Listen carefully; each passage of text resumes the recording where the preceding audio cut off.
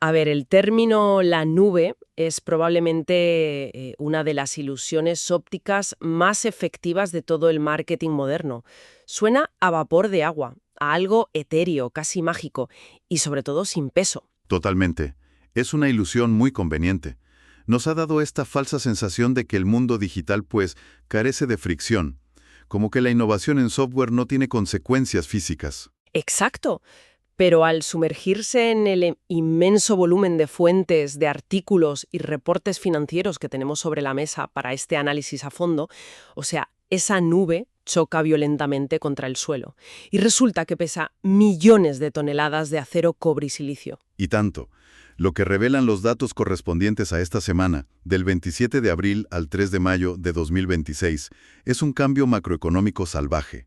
O sea, hablando en términos puramente forenses, la fase de experimentación etérea de la inteligencia artificial ha terminado. Se acabó. Sí, se ha acabado. Ahora estamos ante una industria que choca frontalmente con los cuellos de botella de la cadena de suministro, con la seguridad nacional y, bueno, con los límites físicos de nuestro planeta. Pues vamos a desgranar esto de inmediato, porque la misión de hoy es precisamente hacer una autopsia estratégica de esta colisión. Los gigantes tecnológicos ya no están simplemente escribiendo líneas de código, ¿eh? Están devorando infraestructuras a una escala que cuesta asimilar. Es una burrada. Para visualizar este choque contra el mundo físico, supongo que la métrica más evidente es seguir el rastro del dinero. La más evidente y la más clínica, desde luego. Tenemos que mirar los gastos de capital, lo que el sector llama CAPEX. Las proyecciones de las grandes tecnológicas son asombrosas. A ver, Google, Amazon, Microsoft y Meta planean gastar de forma conjunta 725 millones de dólares en CAPEX solo en este año 2026. Madre mía, 725.000 millones. Eso es superior al Producto Interior Bruto de varios países desarrollados juntos. Sí, es un salto del 77% respecto al récord del año pasado. Y para entender el porqué de esta cifra, miremos a Microsoft. Han fijado su gasto en 190.000 millones de dólares. Uf. Y lo revelador es la justificación de su directora financiera, Amy Hood, que atribuye 25.000 millones de ese presupuesto exclusivamente a los costes de los chips de memoria. Y Alphabet, la matriz de Google, iguala a esos 190.000 millones, impulsada por un crecimiento del 63% en Google Cloud. Un momento, frena ahí. A ver, entiendo que los procesadores, las famosas GPUs, sean carísimos, pero ¿por qué los chips de memoria se están llevando una porción tan masiva del presupuesto? O sea, ¿qué tiene la inteligencia artificial que exige tantísima memoria RAM? Pues es una cuestión de la arquitectura de los propios modelos de lenguaje grande, los LLMs. Estos modelos no piensan de forma abstracta, funcionan cargando miles de millones de parámetros, es decir, pesos y conexiones matemáticas, en la memoria activa del servidor de forma simultánea. Claro, necesitan tener todo accesible a la vez. Exacto. Para que un modelo prediga la siguiente palabra en milisegundos, todos esos miles de millones de datos deben estar en la memoria RAM más rápida disponible. No sirve un disco duro normal, y fabricar esa memoria de alto rendimiento es extremadamente complejo y costoso. Entonces, si lo entiendo bien, es como si estuviéramos construyendo una red ferroviaria intercontinental para trenes bala, pero de repente descubrimos que el limitante no son los trenes en sí, sino que no hay suficiente acero en el mundo para fabricar las vías, y ese acero es la memoria RAM. Una analogía excelente. Y esa falta de acero provoca lo que en la industria ya se está bautizando como el Ramagedón. ¡Ramagedón! Tela. Sí, el término es muy gráfico. El apetito voraz de los servidores de IA ya ha cuadruplicado los precios de la memoria en el mercado global. Esta tensión extrema en la cadena de suministro industrial acaba impactando directamente en la economía de consumo. En lo que compramos todos los días. Y aquí es donde las fuentes nos muestran consecuencias directas. Apple acaba de presentar unos ingresos récord, superando los 111.000 millones de dólares en total, con 57.000 millones solo en ventas de iPhone. Pero en la misma llamada con los inversores, Tim Cook lanzó una advertencia muy clara. Sí. Los costes de los chips de memoria se van a disparar este mes de junio precisamente por este Ramagedón. Ha admitido que la demanda de hardware capaz de ejecutar inteligencia artificial de forma local está, destrozando la oferta disponible. Lo cual genera un efecto de desplazamiento de manual.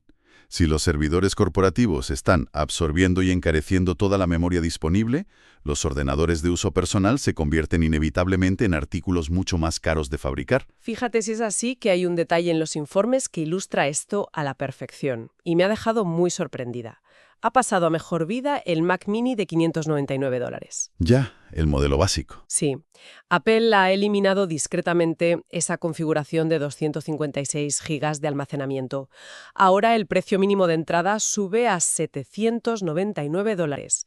Es decir, el billete de entrada a la informática básica acaba de subir $200 de golpe simplemente porque los componentes internos han pasado a ser artículos de lujo devorados por los servidores. Y la gran ironía de todo esto es que ni siquiera las empresas que generan este gasto están seguras de cómo van a rentabilizarlo.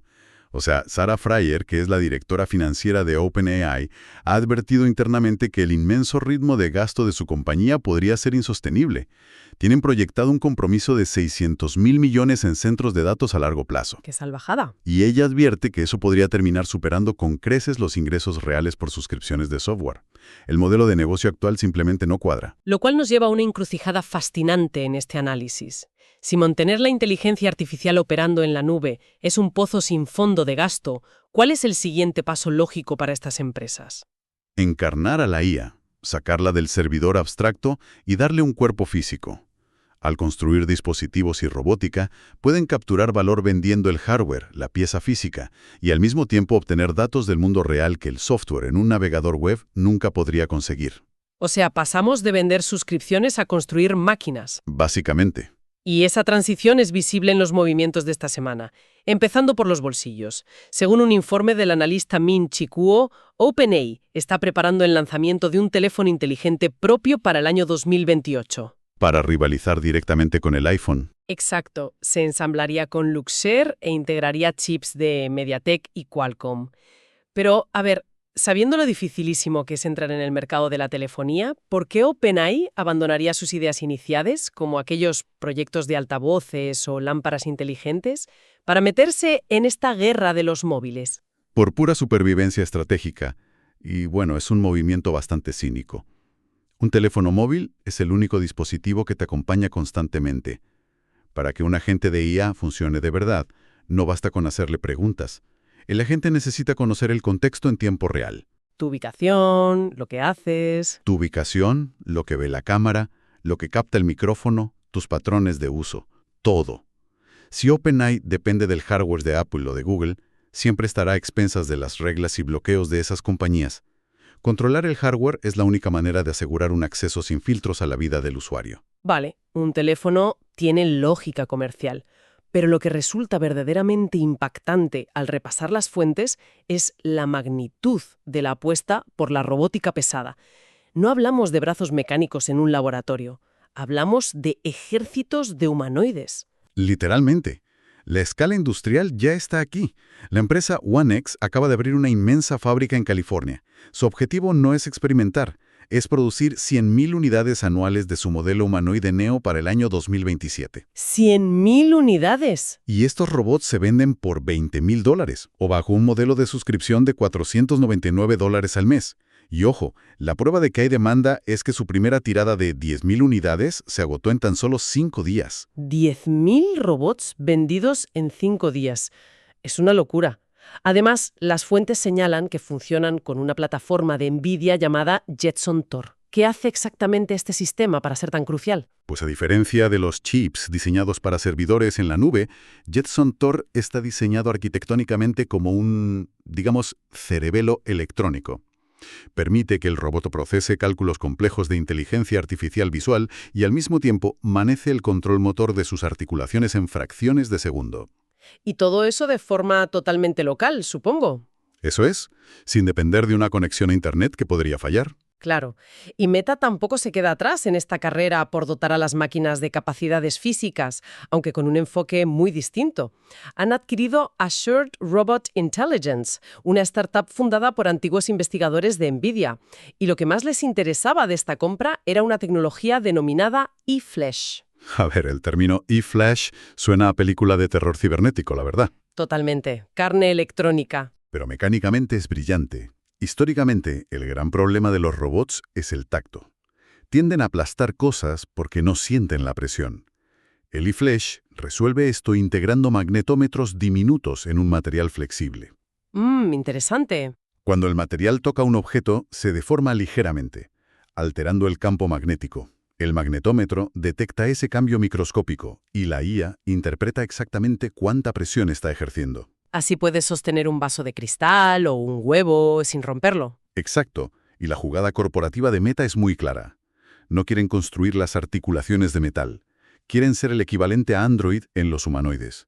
Quieren desarrollar la capa de inteligencia táctil y el sistema operativo que otros fabricantes integrarán en sus propias máquinas. Y para rizar el rizo de toda esta infraestructura física, tenemos la iniciativa de SoftBank.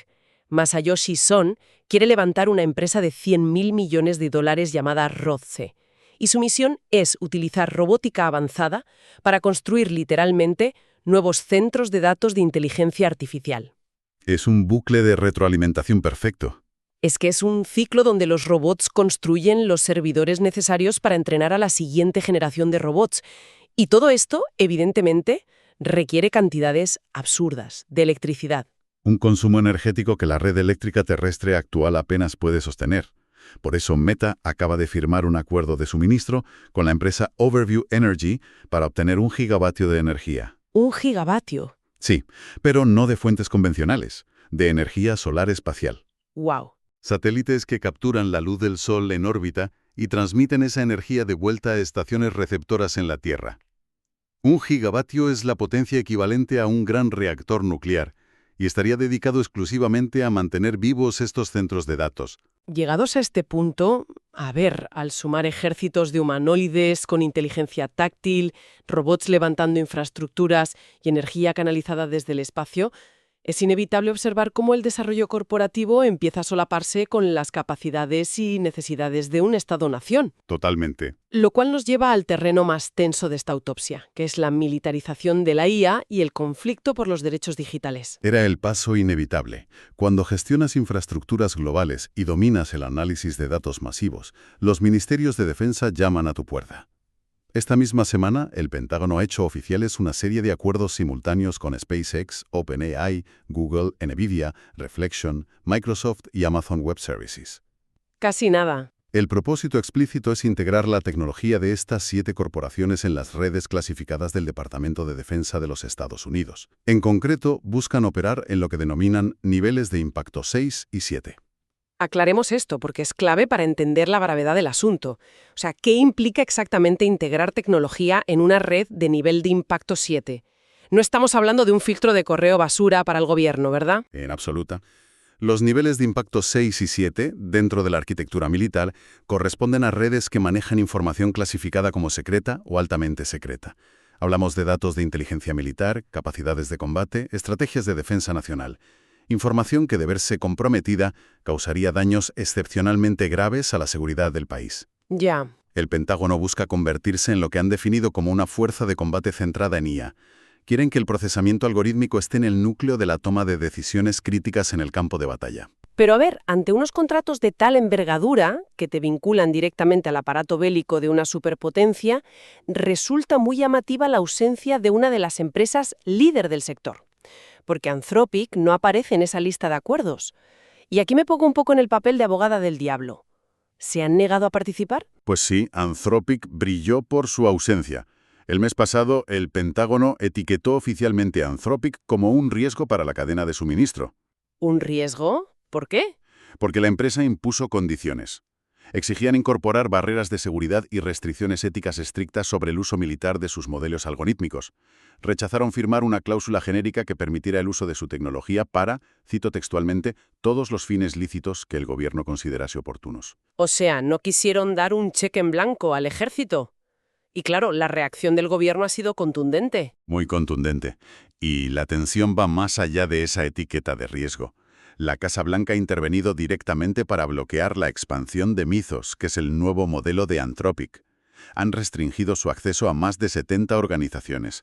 La justificación gubernamental oficial es el temor a que un modelo con capacidades tan avanzadas pueda ser utilizado para ejecutar ciberataques contra la propia infraestructura gubernamental. Es una situación geopolítica súper compleja. Por un lado, penalizan a la empresa por exigir garantías éticas, pero al mismo tiempo le temen a su producto por ser demasiado potente. Exacto. Y ojo, esta fricción ética no solo ocurre entre empresas y gobiernos, también está haciendo estallar los cimientos internos de las propias corporaciones. En Google, por ejemplo, hay un conflicto laboral y moral en pleno apogeo. Así es. Más de 600 empleados de Google han firmado y publicado una carta abierta instando a su CEO, Sundar Pichai, a rechazar categóricamente estos nuevos tratos con el Pentágono. Claro, porque va en contra de lo que prometieron. Ese es el núcleo de su protesta. Se basan en los principios de IA que la propia directiva de Google redactó y publicó en 2018. En aquel documento, la empresa prometía formalmente no diseñar ni desplegar inteligencia artificial destinada a armamento, ni tecnologías cuyo propósito principal fuera la vigilancia gubernamental a gran escala. La vigilancia a gran escala. Fíjate que ese tema de derechos digitales conecta a la perfección con la controversia paralela que ha protagonizado Meta con sus gafas inteligentes Ray-Ban. Lo que ha salido a la luz esta semana revela cómo los datos del mundo físico están siendo aspirados sin transparencia. Sí, es un caso de manual sobre los riesgos de privacidad. Meta ha despedido de forma fulminante a más de 1.000 trabajadores de una empresa subcontratada en Kenia llamada Sama. Y el despido ocurre justo después de que estos empleados filtraran sus condiciones a la prensa sueca. Pero, ¿qué estaban haciendo exactamente estos trabajadores para acabar así?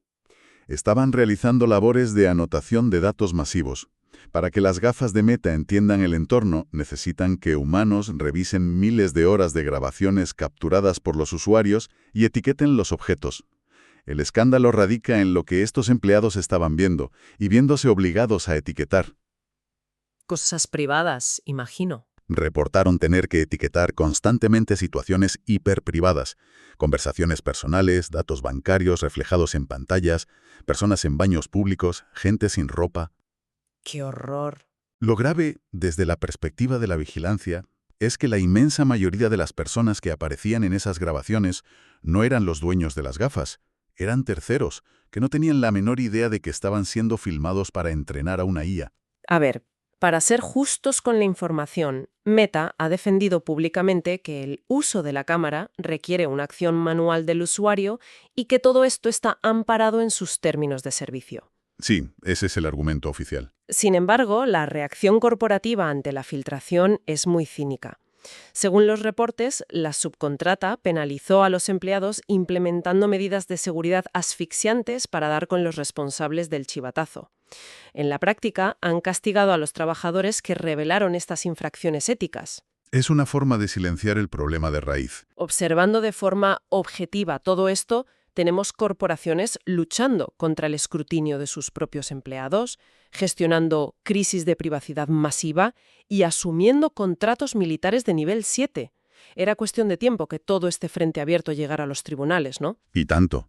El ámbito judicial y regulatorio se ha convertido en el nuevo campo de batalla de esta tecnología. La tensión corporativa ha llegado a los tribunales, donde Elon Musk ha testificado bajo juramento en su proceso contra OpenAI. Y durante ese testimonio ha admitido que su propia empresa de IA, xAI, entrenó a su modelo Grok utilizando una técnica llamada destilación sobre los modelos de OpenAI. Para entender la ironía técnica detrás de esto, ¿cómo funciona exactamente la destilación de un modelo? Pues a ver, piensa en ello como el proceso entre un catedrático y un estudiante. El modelo avanzado y enormemente costoso de OpenAI sería el catedrático, que genera millones de respuestas complejas. El modelo más pequeño, en este caso Grok, sería el estudiante. Analiza todo ese volumen de respuestas sintéticas y aprende a imitar la lógica del modelo mayor. O sea, un atajo brutal. Exacto. Es una forma de transferir el conocimiento ahorrando una cantidad colosal de tiempo y dinero. Musk admitió que es una técnica generalizada, pero no deja de ser llamativo. Lo paradójico, o más bien lo hipócrita, es que admite haber copiado en esencia las respuestas de OpenAI, justo en el marco de una demanda donde acusa a OpenAI y a Sam Altman de abandonar su misión original sin fines de lucro. Musk califica todo esto como un robo de una organización benéfica. Y la respuesta de los abogados de OpenAI no se hizo esperar. Sacaron documentos que muestran que en 2017 fue el propio Musk quien propuso convertir a OpenAI en una empresa con fines de lucro, siempre y cuando él mantuviera el control y fuera el CEO. Claro, el problema era que no mandaba él. Básicamente. Y todo este litigio ocurre mientras OpenAI culmina una reestructuración masiva. Se consolidan como una corporación de beneficio público y ahora están valorados en 135.000 millones de dólares. Además, han ejecutado un movimiento estratégico clave. Han puesto fin a su acuerdo de exclusividad en la nube con Microsoft. O sea, Microsoft tiene el 27% de la empresa, pero OpenAI acaba de lanzar sus modelos y agentes administrados directamente en Amazon Web Services. Han roto el monopolio técnico.